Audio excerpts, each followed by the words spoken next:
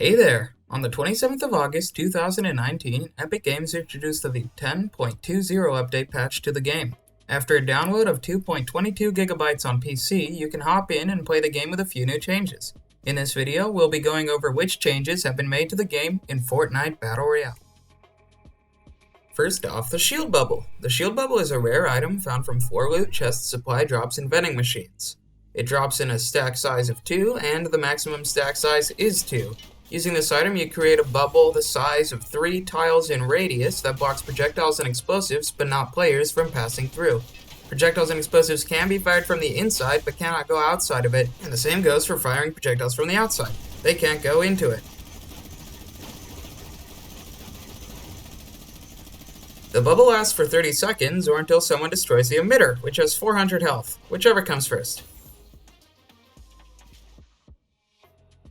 Next up, the B.R.U.T.E nerfs. Apparently these were all released with a previous update, but weren't announced in the patch notes for whatever stupid reason, so here they are.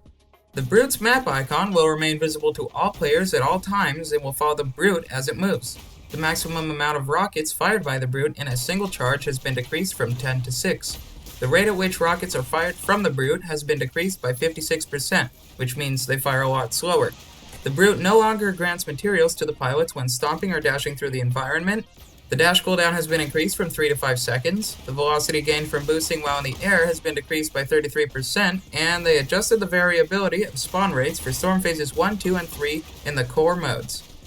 For the first storm phase, they increased the maximum number of B.R.U.T spawns from 5 to 6 and changed the spawn chances so that there is now a 14.3% chance for 0 to 6 B.R.U.Ts to spawn. For the second storm phase, the maximum number of B.R.U.T spawns has been increased from 3 to 5, and there is now a 16.7% chance that anywhere between 0 to 5 B.R.U.Ts will spawn in the second storm phase.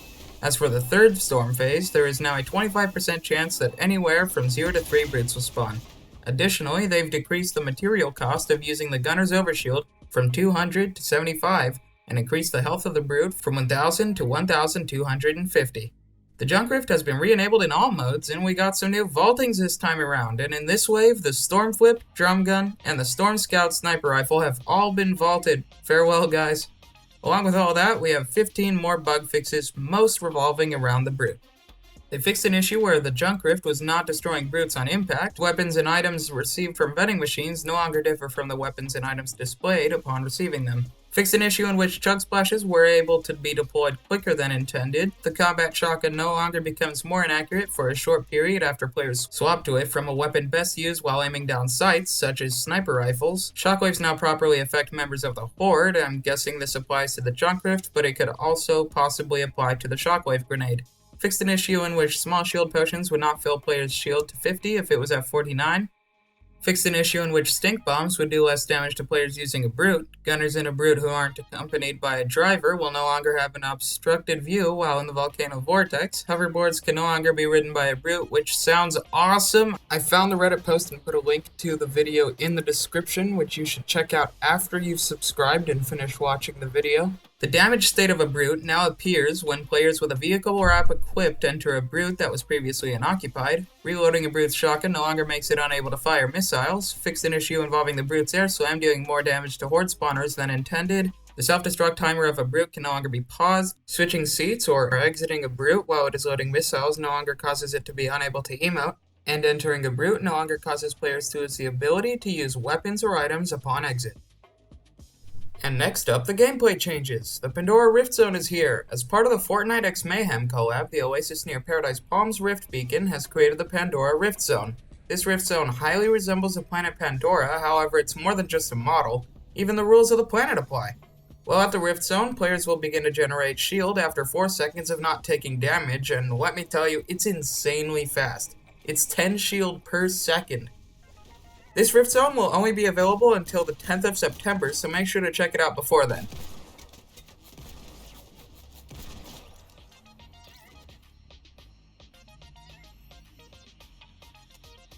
Tilted Town got an update for which they've added some traversable paths that connect the town to the surrounding hills, which is supposed to improve the experience at late game circles that take place at Tilted Town. The time between subsequent turbo build placements has been increased from 0.05 to 0.15 seconds, which kind of defeats the purpose of turbo build. They literally changed it to 0.05 seconds so that it would be turbo build, but okay. And the first placement of a structure using turbo build remains the same. Additionally, safe zones will no longer move while shrinking in the later phases of a match. This doesn't affect the arena and tournament playlists, but it does affect casual play. The gameplay bug fixes mostly revolve around the Brute as well. Entering Tilted Town in a Brute no longer causes the screen filter and no building effects to remain after leaving the Rift Zone. Getting knocked out of a Brute no longer causes players to enter an unintended knock state in which they're able to walk or run but are unable to be revived. Fixed Horde members not attacking players in a Brute, which is unfortunate because I love that bug. Damaging a Brute no longer counts towards the Storm Surge damage threshold. In case you don't know what that is, it's an optional ruling for custom games, and I believe it's there in either the tournament or arena playlists.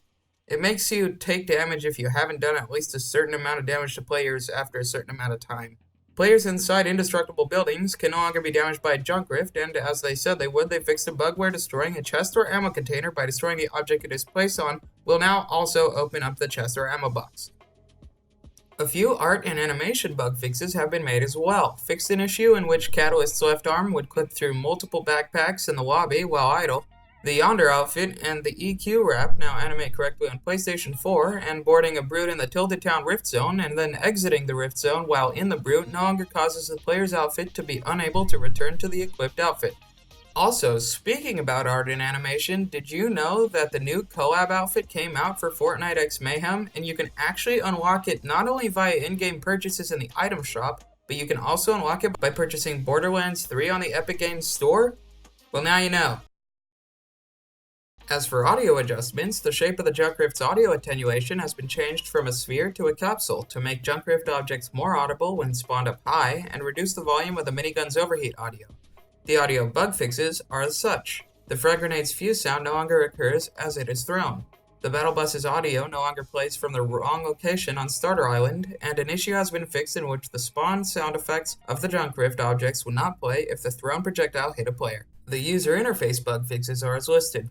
Fixed an issue involving players being unable to see challenges upon logging in for the first time during Season X. The input user interface for the Brute's Gunner mode no longer displays the wrong inputs for players using a controller. The player icon will now properly update while players have their locker outfit set to random, as rounding error no longer occurs in the health and shield meters after applying bandages or small shields, and fixed an issue that caused the social panel to show an incorrect set of team members.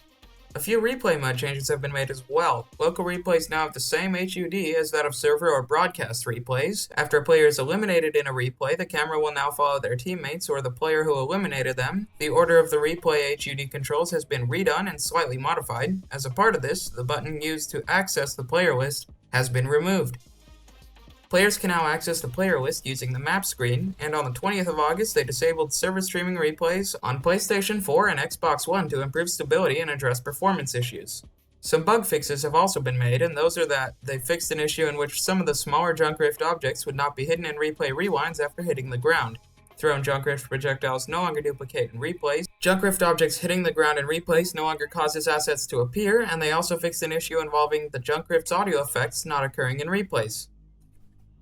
And finally, the mobile changes in bug fixes. iOS will now optimize content during players' first run of the game after patching, which will help reduce hitching and load times when waiting for the battle bus to arrive. 60 FPS support has been re-enabled for iPhone 8, and they updated the images that appear on screen during the patching process. The bug fixes are as follows. Playlist tiles, new tiles, and event page tiles will now display the correct images. They fixed collision issues between characters and some cosmetics, fixed an audio issue when using the Brute on Android, backing out of cinematics no longer causes a black screen, the font alignment has been corrected in the challenges menu, fixed an issue in which ammo belts would float while players were in a Brute, and fixed an issue in which the autofire was active against some vehicles. And that's it for the Fortnite Battle Royale Season 10 v10.20 update patch notes. If the video helped you out and you'd like to see more, leave a like. And also, after you've subscribed to keep up to date with Fortnite updates, you can check out that Reddit post I mentioned earlier in the video, second link in the description. See ya!